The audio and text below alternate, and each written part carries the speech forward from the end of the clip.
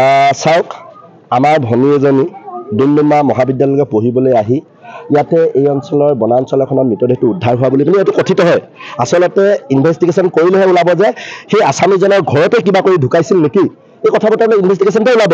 কিন্তু ইনভেষ্টিগেশ্যন কৰিবৰ কাৰণে মানুহজনকে এতিয়ালৈকে লগ পোৱা নাই পুলিচে। এইটো কি সাংঘাতিক কথা। কিন্তু কেছটো দিবলৈ অহা দিনা ইয়াতে আছামী বহি আছে, তেওঁক মৰম দৰৱ কৰি চেনেহ কৰি ইয়াৰ পৰা পঠাই দিয়া হৈছে। এতিয়া কথাটো হৈছে ইমান দিন লাগিলে, এসপ্তাহ পাৰ হৈ গ'ল। আমি দেখিলোঁ যে এতিয়া আৰু আমাৰ সহ্যসীমা বাঢ়ি হৈ গৈছে। গাঁৱৰ ভনীজনী হেৰাইছে, সম্বন্ধীয় ভনীজনী হেৰাইছে।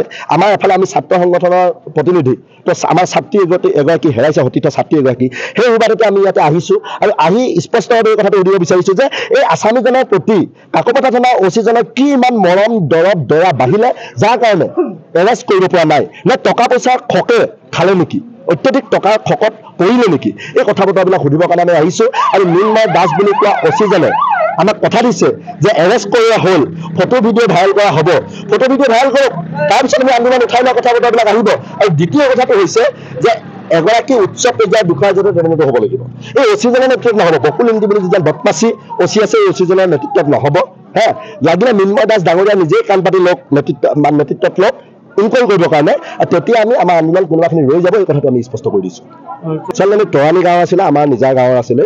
আৰু আমি ইমান দিন ৰৈ থকাৰ মূল কাৰণটো হৈছে আপোনালোকৰ প্ৰশ্ন আহিব পাৰে যে আমি ভাবিছোঁ প্ৰথম অৱস্থাত গাঁৱৰ ডেকা চামে আৰু গাঁৱৰ লোকসকলে বিচাৰিছিলে যে এইটো মিডিয়া মাধ্যমেৰে প্ৰচাৰ কৰিছিলে আৰু গাঁৱৰ পৰিয়ালে আহি ইয়াতে কেছো দিছিলে। কেছ দিয়াৰ পিছত ভাবিছিলে যে এজন আছামী এগৰাকী মানুহ ঢুকাই গৈছে, আছামৰ প্ৰতি মৰম দৰৱ নহ'ব বুলি ভাবিছিলে। আৰু শেহতীয়াকৈ আমি উপায় নাই বাধ্যত পৰি আটাইবিলাক দল সংগঠন, সেই অঞ্চলৰ যিমানবিলাক দল সংগঠন আছে, সেয়া লাগিলে মৰাণ ছাত্ৰ সন্থাই হওক, মৰাণ মহিলা পৰিষদে হওক, সেয়া লাগিলে লাচিত থানাই হওক, সেয়া লাগিলে আমিয়ে হওক, ছাত্ৰমুক্তি বা কৃষকমুক্তি হওক, আটাইবিলাক দল সংগঠন আৰু তাৰ সংঘ তৰাণী গাঁও মহামিলন যুৱ সংঘ, তাৰ ভিডিঅ' গোট আটাইবিলাকে লগ হৈ আমি ইয়াতে আন্দোলনটো কৰিবলৈ আহিব লগা হৈছে।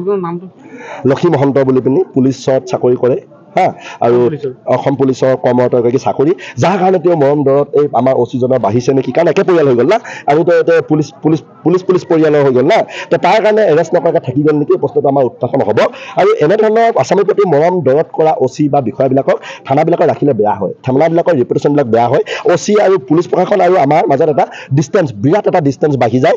জনগণৰ হিতাৰ্থে বুলি পুলিচক কোৱা হয়, সেইকাৰণে এই অচিজন ইয়াৰ পৰা খেদাবলৈ সময় হৈ গ'ল। যুৱতীগৰাকীৰ সৈতে কি সম্বন্ধ আছিল? আমি এই কথা বতৰাবিলাক প্ৰাথমিক আমাৰ যিটো তদন্ত, এইটো এটা প্ৰেমজনিত বুলি কোৱা হৈছে।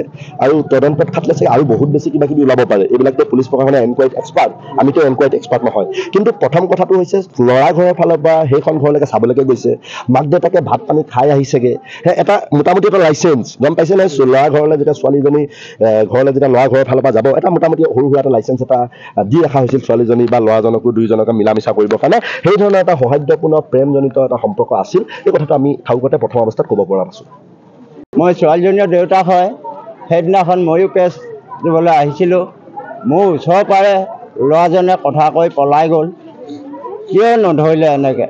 মই ইমান দুখীয়া উপায় নাইকিয়া মানুহ, হাজিৰা কৰি মই চলাই স্কুলত দিছিলোঁ। এতিয়া স্কুলত আছে বুলিয়ে আছিলোঁ, এতিয়া সেয়াত গৈ পিনি মোৰ ছোৱালী কেনেকৈ মৰিলেগৈ? আৰু অন্য কোনোবাই কিয় নাপালে? সিহে পালে, মেডিকেলো সিয়ে কৰোৱালে, কেনেকৈ তেনে তদন্ত দিব নোৱাৰে পুলিচে? মই ন্যায় লাগে, মোক ন্যায় লাগিবই। বয়স কিমান হৈছে? বয়স 21 বছৰ। কিহত পঢ়ি আছে? BA 4 CM। ল'ৰাজন আপোনালোকৰ ঘৰলৈ গৈ থাকে নে আগতে গৈ থাকে, খুজি আছিলে, খুজিম বুলি কৈছিলে। 3 বছৰ 3.5 বছৰ এনেকুৱা হৈছিলে। তেতিয়া সেইটোৱে যদিও মানুহ, তেতিয়া কেলৈ মাৰিলে? মানুহক মাৰি পেলোৱা নীতি থাকে না।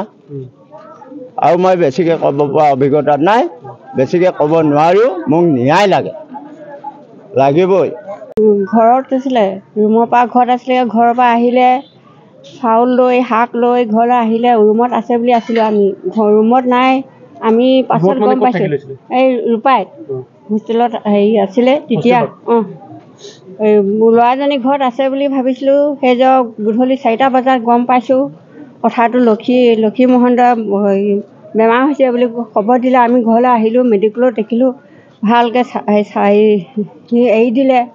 ছোৱালীজনী চাই আছে, চাই মাথাটো ঘূৰাইছে যে। ছোৱালীজনী কিবা চাকৰিৰ বাবে চেষ্টা কৰি আছিল নেকি? চেষ্টা কৰিছিলে কিহৰ বাবে? পুলিচ কাৰণে। পুলিচৰ চাকৰিৰ বাবে প্ৰস্তুতি চলাইছিল। আপোনাৰ বাহনখনক লৈ আপুনি সমস্যাৰ সন্মুখীন হৈছে নেকি অথবা আপোনাৰ বাহনখন মেৰামতিৰ প্ৰয়োজন নেকি যদি প্ৰয়োজন তেন্তে পলম নকৰিব আপোনাৰ প্ৰিয় বাহনখনৰ যিকোনো সমস্যা সমাধানৰ বাবে সাজু হৈ আছে RN অটোমোবাইলছ